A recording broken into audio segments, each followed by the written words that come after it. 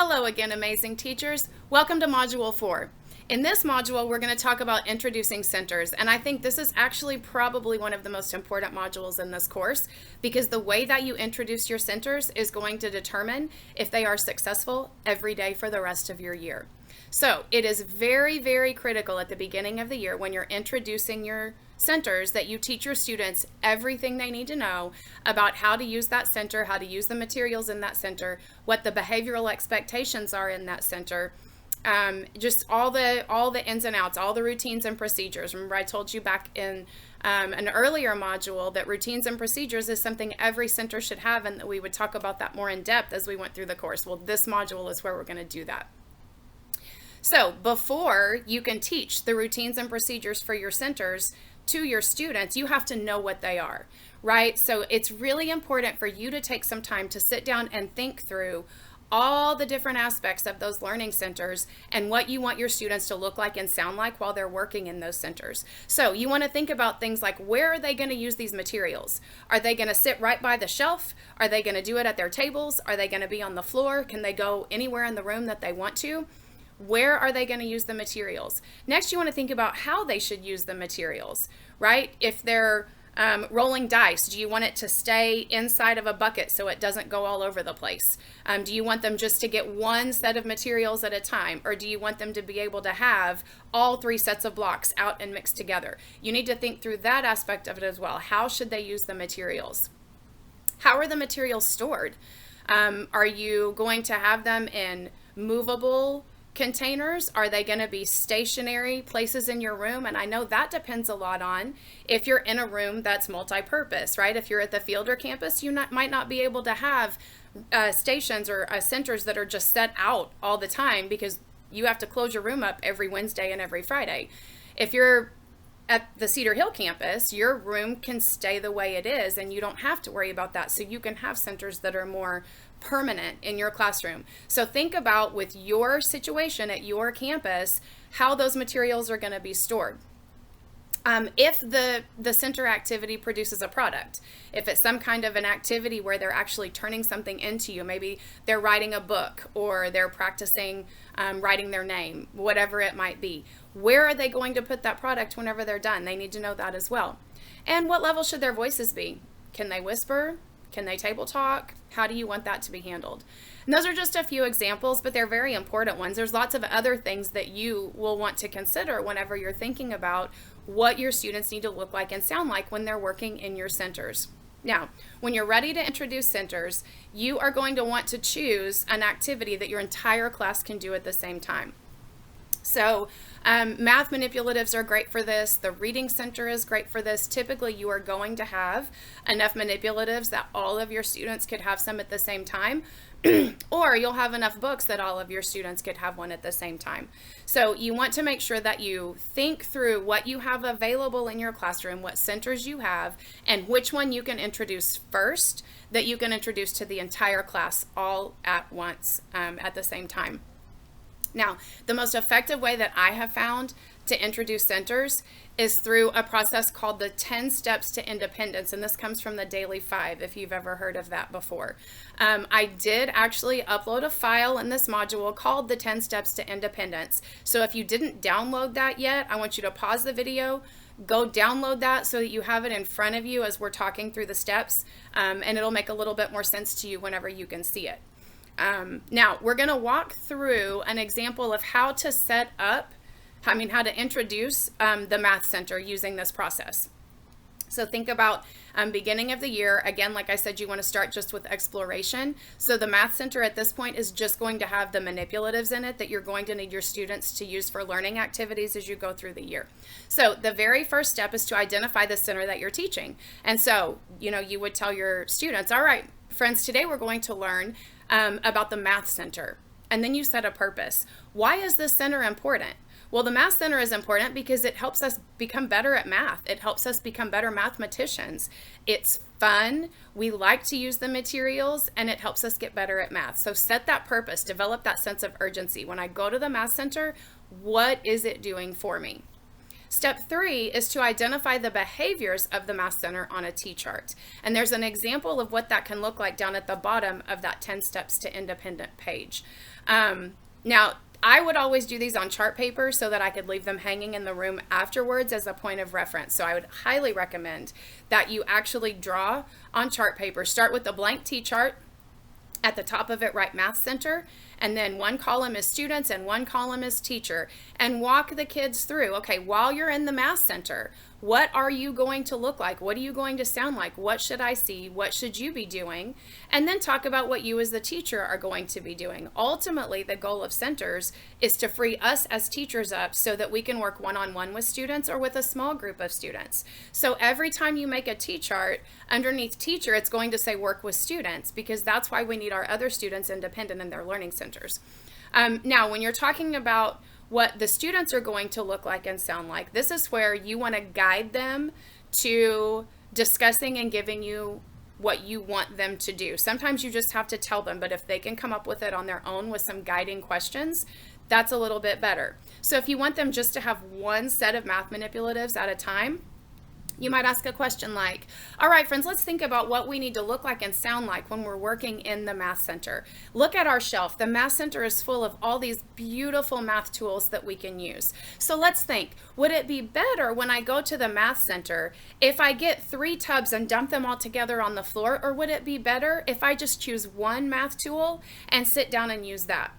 Well, hopefully your students are going to know that you're guiding them to say, just choose one math tool. Yes, absolutely. I am so much more productive if I don't make a big mess for myself to clean up. So I just want to choose one math tool and use that math tool. Let's add that to our chart. And then you write, choose one math tool on the chart.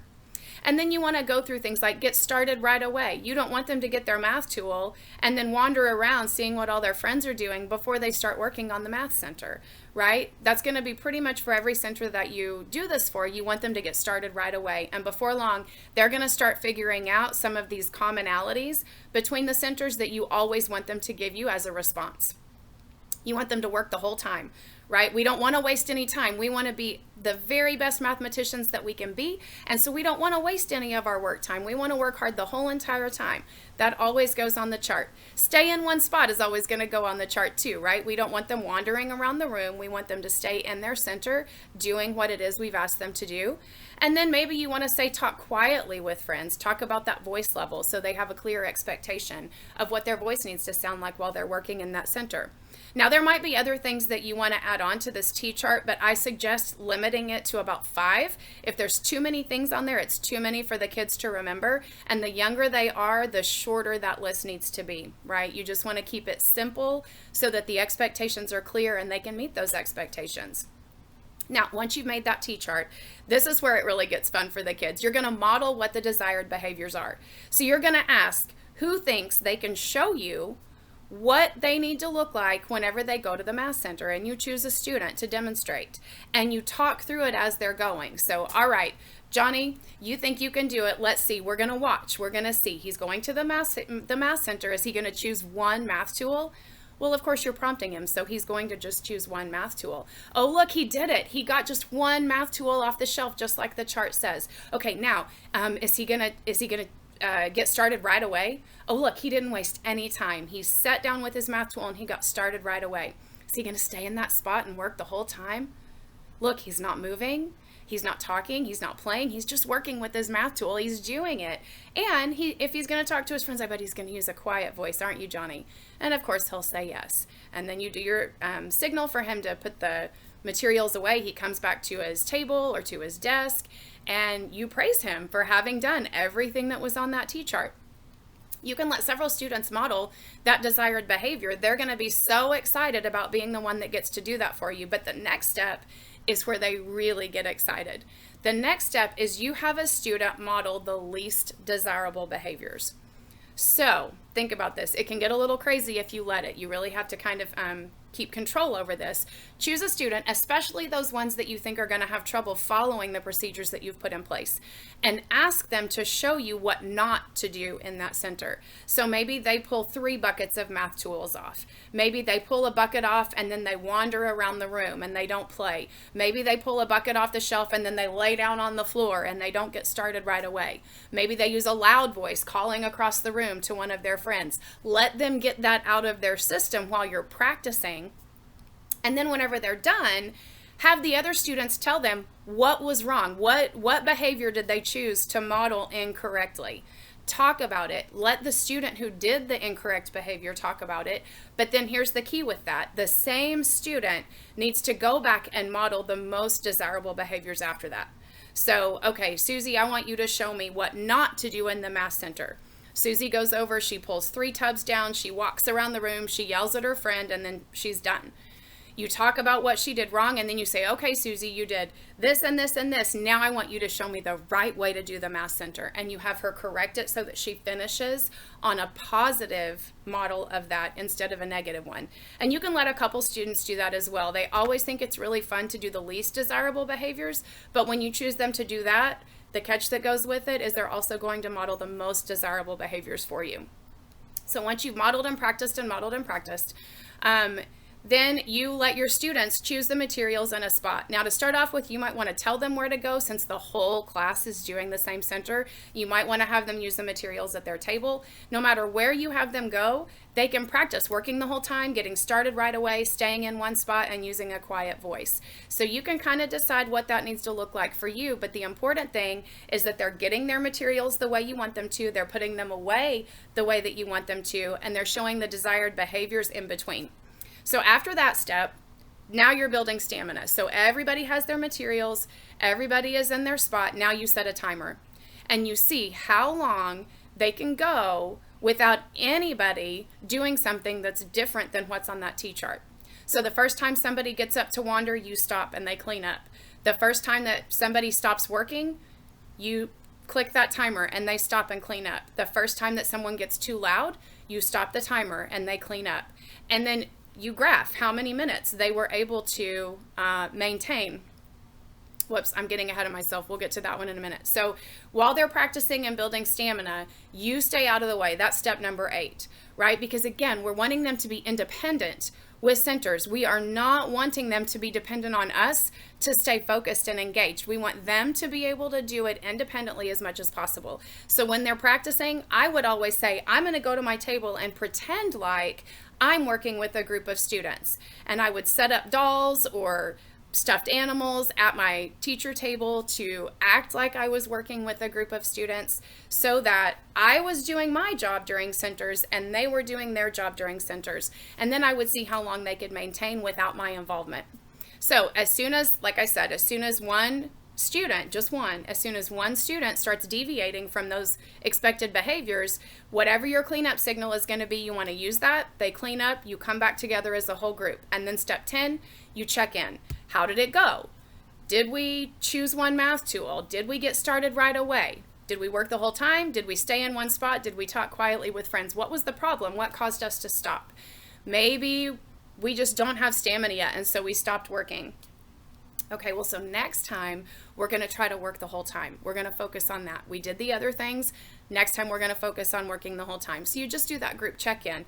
And then, this is what I started to talk about a minute ago, you graph their stamina. So I would always just have a graph up on my board, and if the end goal was 10 minutes, it went up to 10. If the end goal was 20 minutes, it went up to 20. Again, that depends on the age of your students. So if they were able to do all of the things on that T-chart for 3 minutes, then you write the date underneath that column and you color in 3 to show that they did it for 3 minutes. And then whenever you practice again later that day or the next day, the goal is to get to 4 and then to get to 5. Once they can do it for 10 minutes and they do that 2 or 3 days in a row, they are independent with that center and you can move on and add on another one. Now, again, we started with centers that the whole entire class could do. So if you start with the math center, manipulatives, that's easy. Or if you start with the reading center, lots of books is a little bit easy to get your hands on. I would go ahead and add in that other one that you have a lot of materials for next. So they already are independent with the math center. Now you're going to add in The reading center. Sorry, I'm at home and my dog is barking. So you're going to add in the reading center.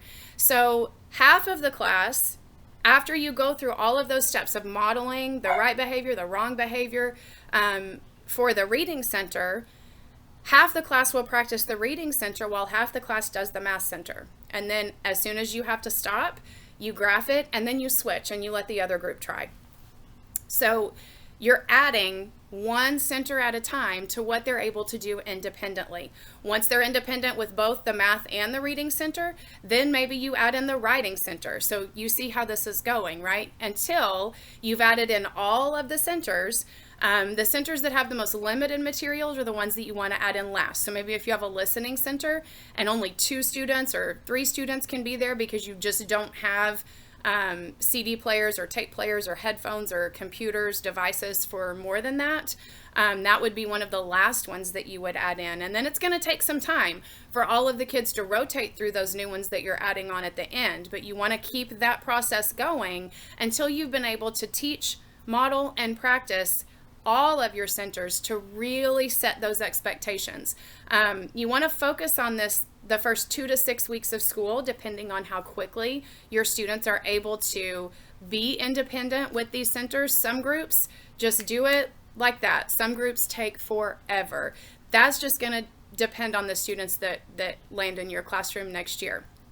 And then as you're going through the year, if they kind of start, we're not really doing it, we're having trouble following the routines and the procedures, it's okay. Just breathe, pause, take a step back, and go back and practice again.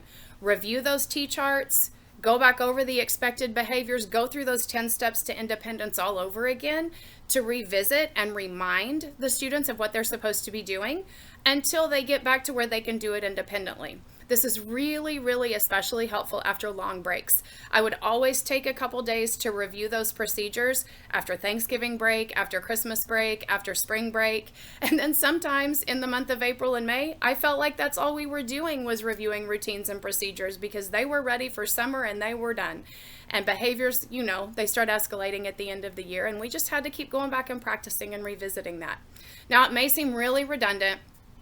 It may seem really repetitive to follow these 10 steps over and over and over again for every center, but I promise you, if you take the time on the front end to go through these steps and to really solidify your routines and procedures, it will pay off huge in the long run.